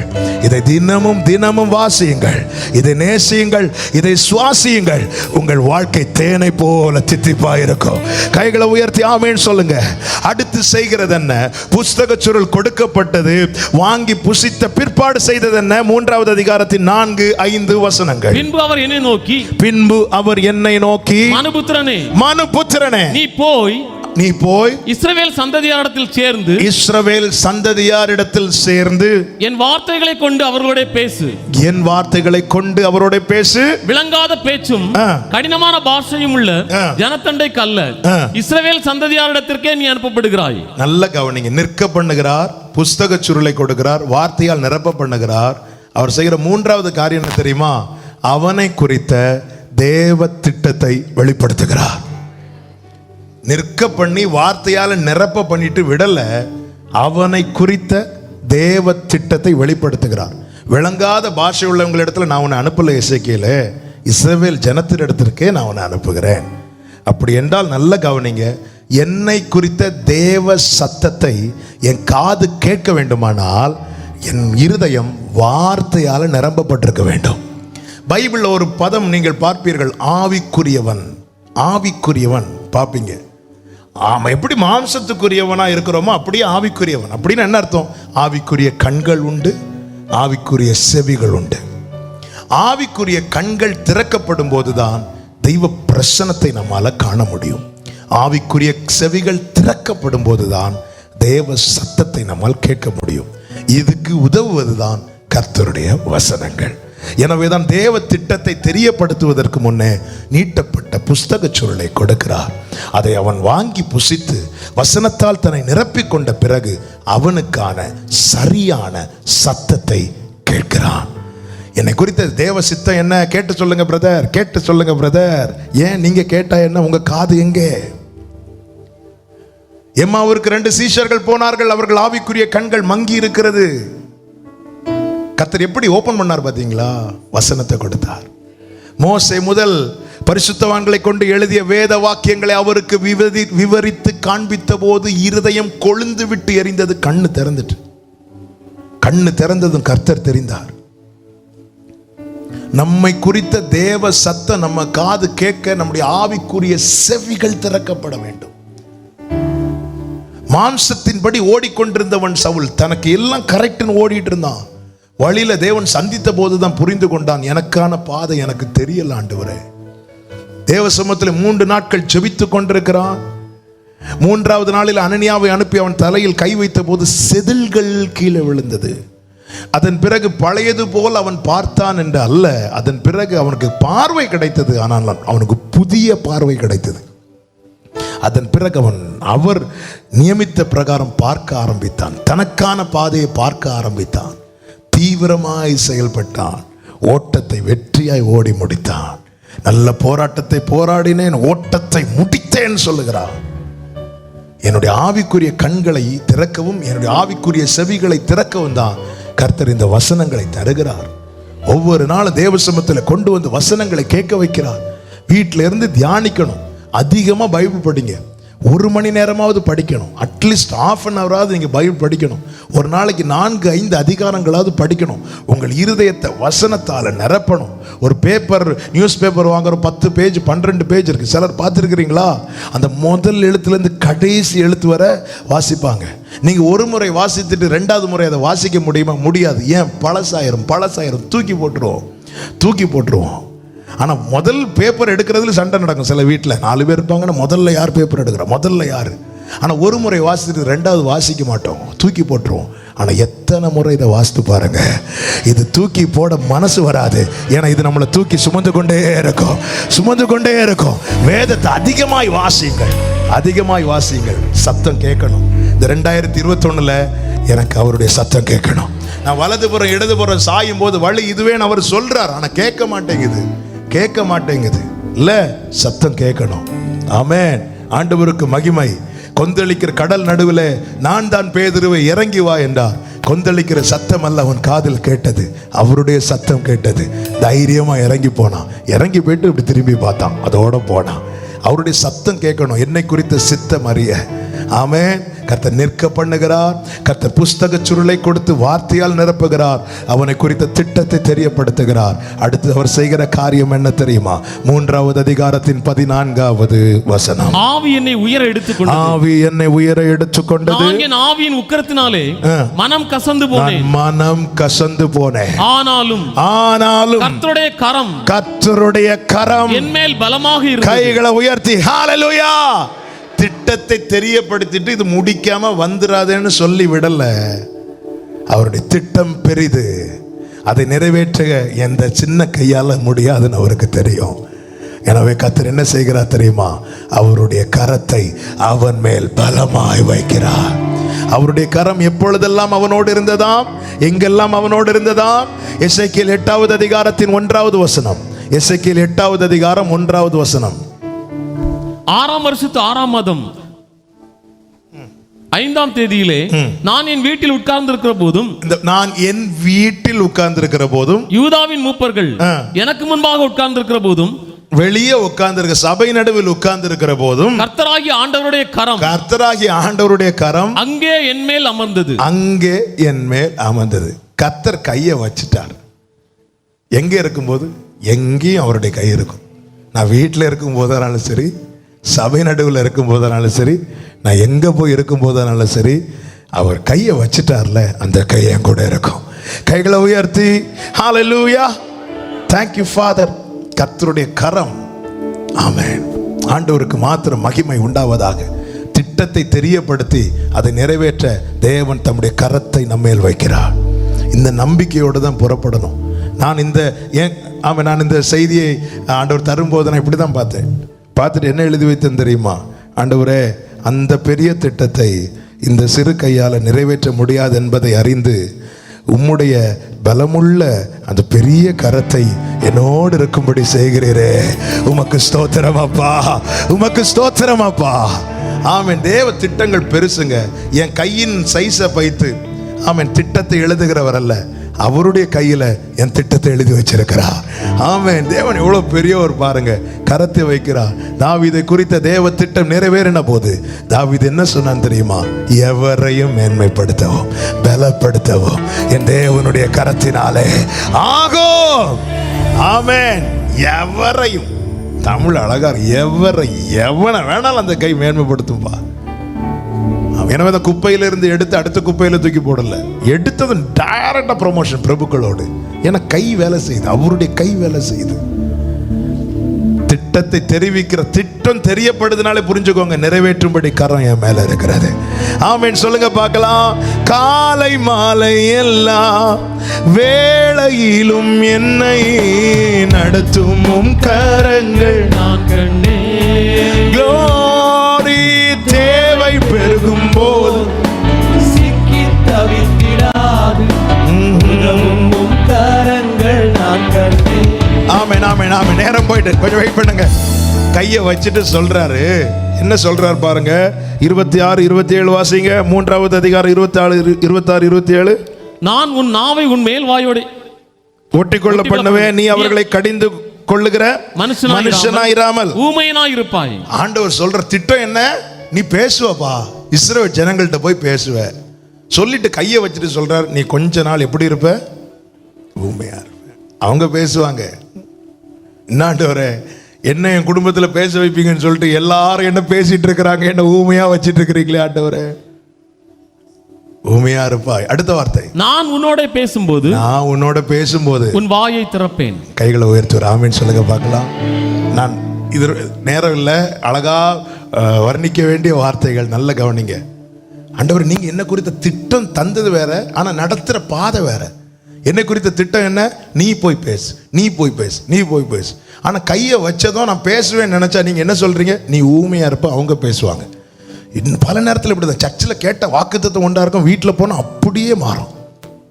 ஆமென். கர்த்தர் உனக்கு திறந்த வாசலை வைத்திருக்காரான்னு செய்தி வரும், வீட்டில் போனால் இருக்க வாசலும் அடை வரும். சிலர் சாவியெல்லாம் களைஞ்சிட்டு இந்த பூட்டை எப்படி உடைக்கேன்னு யோசிச்சுட்டு இருப்பாங்க. என்ன ஆண்டவரே இது, பேசுவேன்னு சொல்றீங்க ஆனா ஊமையா இருப்பேன்னு சொல்றீங்க. ஆண்டவர் சொல்றாரு, நான் உங்ககிட்ட பேசுவேன், நான் உன்கிட்ட பேசுவேன். ஹல்லேலூயா. நான் சொல்ற வார்த்தை எத்தனை பேர் புரியுதுன்னு தெரியல. 10 பேர் சூழ பேசும்போது சில நேரத்தில் என்னை வாயடைக்க வைப்பார். எதுக்கு தெரியுமா? என்னை உலகம் நிந்திப்பதை அவர் பார்த்து ரசிப்பதற்கல்ல, அந்த நேரத்தில் அது நடுவில் அவருடைய சத்தம் எனக்கு கேட்கும். நான் உன்கிட்ட பேசுவேன், நான் உன்கிட்ட பேசுவேன். நான் உன்கிட்ட பேசும்போது நான் உன் வாயை திறப்பேன், நான் உன் வாயை திறப்பேன், நான் உன் வாயை திறப்பேன். சொன்னார், செய்தாரா? செய்தார். எசேக்கியேல் 33வது அதிகாரம் 22 கடைசி. இதை சொல்லி நாம ஜெபிக்கலாம். 33:22. தப்பினவன் வருகிறதுக்கு முந்தின சாயங்காலத்திலே கர்த்தருடைய கை என் மேல் அமர்ந்தது. என்னை மௌனமா இருக்க வைத்த கை. மற்றவர்கள் பேசும்போது என்ன பேசாதபடி அதட்டின கை. அதுதான் 139 தாவீது சொல்லுகிற, முற்புறத்திலும் பிற்புறத்திலும் என்னை நெருக்கி உம்முடைய கை என் மேல் வைக்கிறேன். மற்றவங்க பேசும்போது என் வாய் அடைச்ச கை இப்பொழுது மீண்டும் என் மேல் அமர்ந்தது. அவன் காலையில என்னிடத்தில் வரும் மட்டும் என் வாயை திறந்திருக்க பண்ணிட்டு, கர்த்தருடைய கை என் மேல் அமர்ந்தது, என் வாயை திறந்திருக்க பண்ணிட்டு, என் வாய் திறக்கப்பட்டது. பின்பு நான் மௌனமா இருக்கவில்லை. சீயோனுக்கு தயை செய்யும் காலமும் அதற்காக குறித்த வேளையும் வந்தது. ஹல்லேலூயா. இன்னைக்கு பேசுறாங்க, பேசட்டும். ஆனா நான் பேசுவேன், ஆண்டவர் எனக்கு ப்ராமிஸ் கொடுத்திருக்கிறாங்க. இன்னைக்கு ஏன்பா பேசல? எல்லாரும் வாயடைச்சிட்டாங்களா? எல்லாரும் வாயடைச்சதுனால நான் பேசாம இருக்கல. அவர் என்ன பேச விடல. ஆனா ஒரு நாள் வரும், அது பகலும் அல்ல ராத்திரியும் அல்ல. ஆனா எனக்கு தெரியும், சாயங்காலத்தில் வெளிச்சம் உண்டாகும். என் மேல் அமர்ந்த கரம் என்ன பேச வைக்கும். தேவ திட்டத்தை நிறைவேற்றும். நிறைவேறினது. ஹல்லேலூயா, ஹல்லேலூயா.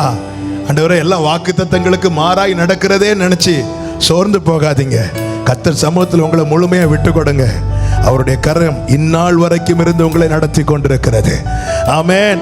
ஒரு காரியத்தை கூட ஆமென் நான் சொல்லி நான் ஜெபிக்கிறேன். அந்த கரத்தினுடைய வல்லமையை 1வது அதிகாரம் 3வது வசனத்தை வாசிங்க.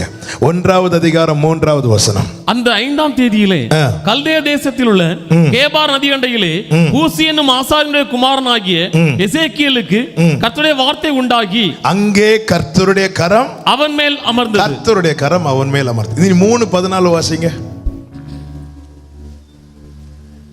7 நாள் முடிந்த பின்பு கர்த்தருடைய வார்த்தை எனக்கு உண்டாகி, அவர் மனுபுத்திரனே, உன்னை இஸ்ரவேல் வம்சத்தாருக்கு 3:14 ஆவி என்னை உயர எடுத்துக்கொண்டது. நான் என் ஆவியின் உக்கிரத்தினாலே மனம் கசந்து போனேன். ஆனாலும் கர்த்தருடைய கரம் என் மேல் பலமாக இருந்தது. 3:3 கர்த்தருடைய கரம் என் மேல் அமர்ந்தது. 3:14 ஆனாலும் கர்த்தருடைய கரம் என் மேல் பலமாக. நல்ல கவனிங்க. சூழ்நிலைகள் மாற மாற நம்முடைய கை என்ன ஆகும்? பலவீனப்படும். இல்ல, பலவீனப்படும். ஆனால் சூழ்நிலைகள் மாற மாற நம்மேல் வைத்த கர்த்தருடைய கரம் இன்னும் நம்மை பலப்படுத்தி கொண்டே இருக்கும். ஹல்லேலூயா. அதை எப்படி எசேக்கியேல் அனுபவித்தானோ அப்படி எழுதுகிறான். 1:3 சொல்லுகிறான், கர்த்தருடைய கரம் என் மேல் அமர்ந்தது. 3:14 சொல்றான், அது எப்படி அமர்ந்தது தெரியுமா? பலமாக, பலமாக. ஏன்? என்னை குறித்த தேவ திட்டம் இருக்கிறது. சொன்னதை செய்வார். அவர் வார்த்தை தந்தவர், சிறந்தவர், சிறந்ததை தருபவர். ஏமாற்றங்கள் இல்லை. முழுமையாய் அர்ப்பணியுங்கள். உங்களை நிற்க பண்ணி, உங்களை வார்த்தையால் நிரப்பி, உங்களுக்கான திட்டத்தை வெளிப்படுத்தி, அதை நிறைவேற்ற கரத்தை உங்கள் மேல் வைத்து அதை செய்து முடிப்பார். இந்த காரியங்களை நான் உனக்கு செய்யும் மட்டும் நான் உன்னை விட்டு விலக மாட்டேன் என்று யாக்கோபுக்கு வாக்குரைத்தவர் இன்று நம்மோடு பேசிக் கொண்டிருக்கிறார். சொன்னதை செய்யும் மட்டும் அவர் கைவிட மாட்டார். எத்தனை பேர் ஆமேன் சொல்வீங்க? இருக்கிற இடத்துல எழுந்து நின்று, ஆமேன், எழுந்து நிற்க முடிந்தவர்கள் எழுந்து நின்று, முழுமையா என்னை உங்க சமூகத்தில் தருகிறேன் என்று விட்டு கொடுக்கலாமா? அப்படி அர்ப்பணிக்கிறவர்கள் 2 கரங்களை வானத்துக்கு நேராய் உயர்த்தி, அப்பா உங்க சித்தம் என்னில் நிறைவேறட்டும், உங்க சித்தம் என்னில் நிறைவேறட்டும் ஆண்டவர். Thank you Father, thank you Jesus. முழுவதுமாய் அப்படியே 2 கைகளை உயர்த்தி நீங்க தான் என்ன நிக்க பண்ணுவீங்க. வார்த்தையால் நிரப்பி என்னை தகுதி உள்ளவனாக்கு, எனக்கான திட்டத்தை தெரியப்படுத்தி என்னை உறுதிப்படுத்துங்க. உடைய கரத்தை என் மேல் வைத்து எல்லாத்தையும் செஞ்சு முடிங்க ஆண்டவர். உடைய கரம் பலமாயிருந்தது. நல்லவரே, அப்பா என்னை முழுவதும் அர்ப்பணித்தேனையா, உயிரோடு இருக்கும் நாளெல்லாம் உமக்கு சொந்தமையா. அப்பா என்னை முழுவதும் அர்ப்பணித்தேனையா, ராஜா, உயிரோடு இருக்கும் நாளெல்லாம் உமக்கு அவருடைய கைகளை உயர்த்தியே சொல்லுவோம். அர்ப்பணித்தேன், அர்ப்பணித்தேன், அர்ப்பணித்தேன், என் ஆவி ஆத்ம சரீரம் அர்ப்பணித்தேன், என் ஆவி ஆத்ம சரீரம். சொல்லுங்க, அர்ப்பணித்தேன், அர்ப்பணித்தேன், அர்ப்பணித்தேன், ஆமென், அர்ப்பணித்தேன், அர்ப்பணித்தேன், ஆவி ஆத்ம சரீரம் அர்ப்பணித்தேன். ஒரு அந்தரே அப்படியே சொல்லுங்க. உள்ளம் உடல் எல்லாமே, உள்ளம் உடல் எல்லாமே உமக்கு தந்தேனையா, உள்ளம் உடல் எல்லாமே உமக்கு தந்தேனையா. ஒரு கள்ளம் கபடு இல்லாமல் காத்து கொள்ளுமையா, கள்ளம் கபடு. அப்படியே 2 கைகளை உயர்த்தி சொல்லுங்க, அர்ப்பணித்தேன், அர்ப்பணித்தேன். ஆண்டவரே, அர்ப்பணிக்கிற ஒவ்வொருவரையும் தொடுவீராக. உம்முடைய சமூகத்தில் நிற்க பண்ணுங்கப்பா. இந்த ஆண்டுல எல்லா சூழ்நிலையும் உங்க பிள்ளைங்க நிக்கணும் ஆண்டவரே, அதை ஜெயிக்கணும் ஆண்டவரே. இவர்கள் மூலம் இவங்க குடும்பம் நிக்கணும் ஆண்டவரே. வார்த்தையால நிரப்பணும்பா ஆண்டவரே. திட்டம் வெளிப்படுத்தப்படுவதாக, உம்முடைய கரம் செய்து முடிப்பதாக. அர்ப்பணித்தேன். அப்படியே விட்டு கொடுங்க. கர்த்தர் உங்களை நிற்க பண்ணுவா, கர்த்தர் உங்களை நிற்க பண்ணுவா. இயேசுவின் நாமத்திலே கர்த்தர் உங்களை நிற்க பண்ணுவாராக. ஷபலா ரதடா ரபா கபதரியா தரே. ஹalleluya. அப்படி ஒரு விஷயம் கூட சொல்லுமா, உள்ளமுடல் எல்லாமே, உள்ளமுடல் எல்லாமே உமக்கு தந்தேனையா, ஆமென். உள்ளமுடல் எல்லாமே உமக்கு தந்தேனையா. ஓ, கள்ளம் கபடு இல்லாமல் காத்து கொள்ளுமையா, கள்ளம் கபடு இல்லாமல். ஒரு விஷயம் கூட இந்த வார்த்தை ஜெபமா சொல்லுங்க, ஜெபமா சொல்லுங்க. உள்ளமுடல் எல்லாமே உமக்கு தந்தேனையா. உள்ளமுடல் எல்லாமே Jesus. உமக்கு தந்தேனையா. ராஜா கள்ளம் கபடு இல்லாமல் காத்து கொள்ளுமையா. ஒரு கள்ளம் கபடு இல்லாமல். அப்படியே ரெண்டு கைகளை உயர்த்தி அர்ப்பணித்தேன், அர்ப்பணித்தேன், நான் அர்ப்பணித்தேன், அர்ப்பணித்தேன், அர்ப்பணித்தேன். ஆவி ஆத்ம சரீரம் அர்ப்பணித்தேன். ஓ ஜீசஸ், அர்ப்பணித்தேன், அர்ப்பணித்தேன், ஜீசஸ்.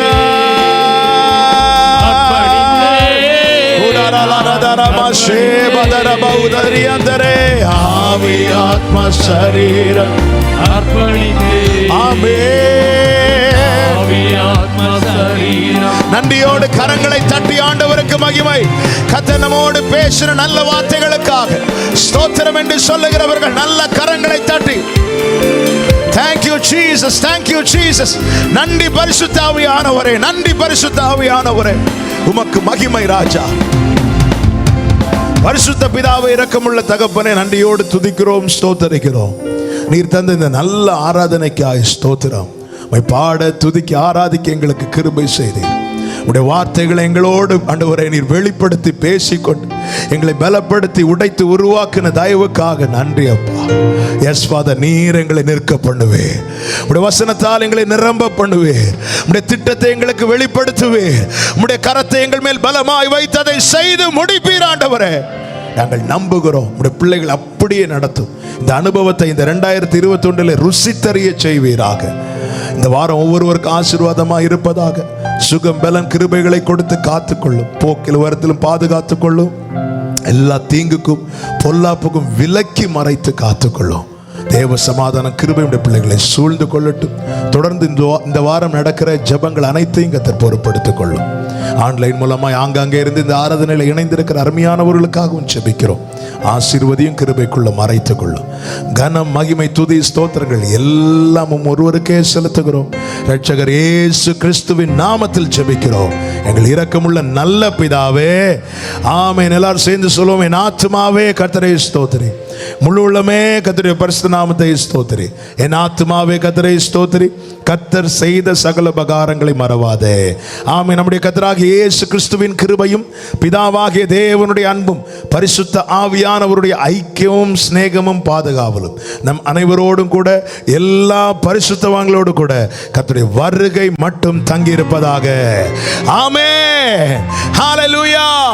God bless you. சமாதானத்தோடு போய் வாருங்கள். கர்த்தர் உங்களை ஆசீர்வதிப்பாராக.